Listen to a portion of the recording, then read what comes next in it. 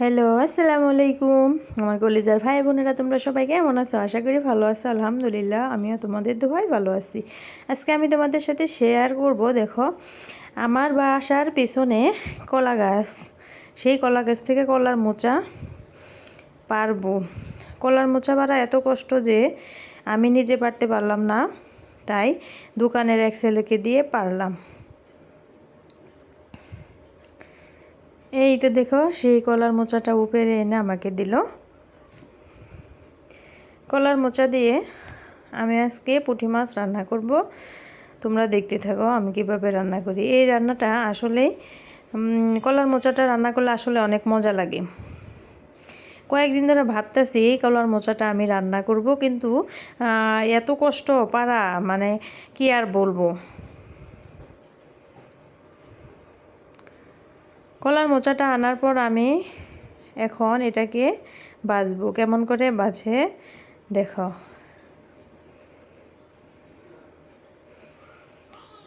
আমি একটা একটা পাট করে এটাকে ছাড়িয়ে নিব আগে।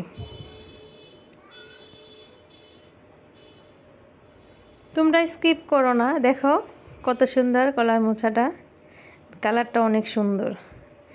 বন্ধুরা তোমরা স্কিপ করো না, দেখতে থাকো কীভাবে আমি কেটে পরিষ্কার করে নিয়ে তারপর কলার মোচাটা রান্না করি।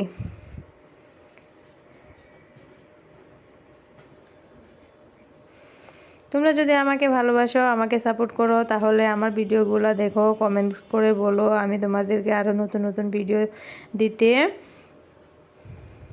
উপহার দিতে চেষ্টা করব। দেখো কলার মোচাটা আমি এক এক করে সবগুলা পার্ট ছাড়িয়ে নিলাম। তারপরে এই যে দেখো মাঝখানের যে একটা অংশ সাদা, ওই সাদা অংশটা পুরাটাই কেটে নিব। মানে এটা নরম, এটা আর বাছার দরকার নেই, এটাকে এমনিতেই রান্না করলে সিদ্ধ হয়ে যায়। দেখো আর কলার মোচার মধ্যে এত কষ, অনেক কষ থাকে, তার জন্যে কলার মোচাটার কেটে আমি পানিতে রেখে দিব। পানিতে রাখলে কি কষটা বের হয়ে যায়। আবার অনেকে বুঝতে পারে না, মানে কলার মোচাটা কি করে সঙ্গে সঙ্গে একটা ধোয়া দিয়ে রান্না করে, তখন কলার মোচাটা এত কালো হয়, মানে অনেক কালো হয়ে যায়। তার জন্যে কলার মোচাটা কেটে পানির মধ্যে অনেকক্ষণ সময় মানে ভিজিয়ে রাখতে হয়, যাতে ভিতরে যে কষটা থাকে সেই কষটা বের হয়ে যায়। এই তো দেখো কলার মোচার ভিতরে একটা থাকে, ফুলের মতন থাকে, সেটা হজম হয় না, সেটাকে পরিষ্কার করে নিতে হয়। এই তো দেখো শক্ত শক্ত দেখা যায়, সেটাকে বেছে নিতে হয়।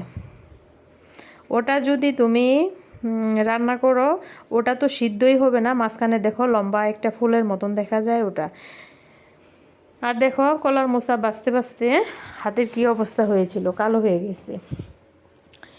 এদিকে মোচাগুলা বাছা শেষ, আমি রান্নাঘরের সাইডে পরিষ্কার করে নেব।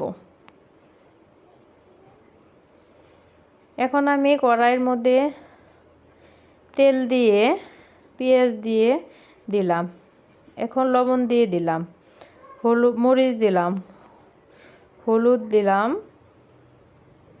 সজের গুঁড়াও দিয়েছি,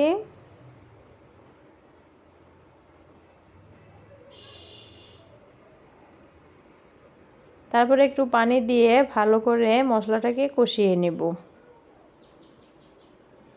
একটু রসুন বাটা দিলাম।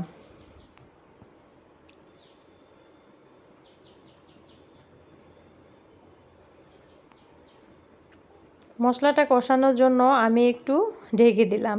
এই তো দেখো আমি কলার মোচাটা কয়েকবার ধোয়া দিয়ে নিয়েছি, দেখো একদম সাদা হয়েছে। এই তো দেখো আমার মশলাটা মনে হয় কষানো প্রায় শেষ হয়েছে।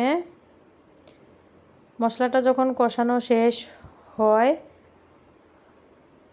তখন আমি সেই কলার মোচাগুলা দিয়ে দিব।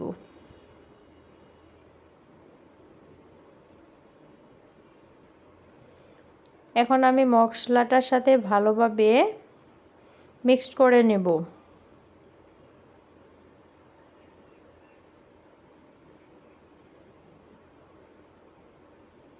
এখন আমি কিছুক্ষণের জন্য ঢেকে দিলাম। বন্ধুরা, তোমাদের কেমন লাগে আর জানি না, কিন্তু আমার কলার মোচা, কলার যে ক্যানজাল বলে, সেটা অনেক মজা লাগে, আমার কাছে মজা লাগে, তাই তোমাদের সাথে আমি এই রান্নাটা শেয়ার করলাম। এদিকে দেখো, আমি পুঁটি মাছ দিয়ে রান্না করব। সেই পুঁটি মাছগুলো আগেই ধুয়ে রেখেছিলাম, তারপরও আমি আবারও পানি দিয়ে এটাকে ধুয়ে নেব।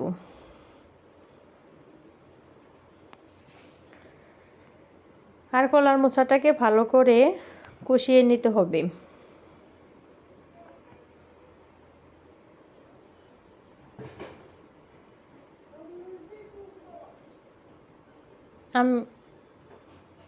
এই তো দেখো, প্রায় মানে সিদ্ধ সিদ্ধ ভাব হয়েছে আর মাখো মাখো ভাব হয়েছে, তখনই আমি সামান্য পরিমাণে পানি দিয়ে দিলাম।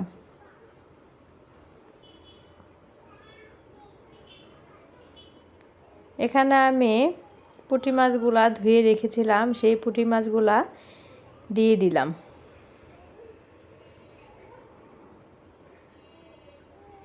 আর এখানে আমি রান্না করি যে ধোয়া পানিগুলা থাকে, সেই পানিগুলা আমি এখানে গাছের মধ্যে দিয়ে দিই, যার জন্য আমার গাছগুলা দেখো কত সুন্দর সবুজ হয়ে আছে, অনেক সুন্দর গাছগুলা। এই তো দেখো, ঝোলটা শুকিয়ে এসেছে, আমার রান্নাটাও প্রায় শেষের দিকে। এখন আমি এটাকে নামিয়ে নেব। তোমরা সবাই ভালো থেকো, তোমাদের জন্য শুভকামনা রইল আমার পক্ষ থেকেই। তো আমার রান্না দেখো কত সুন্দর রান্না হয়েছে, খেতেও অনেক মজা। আসসালামু আলাইকুম।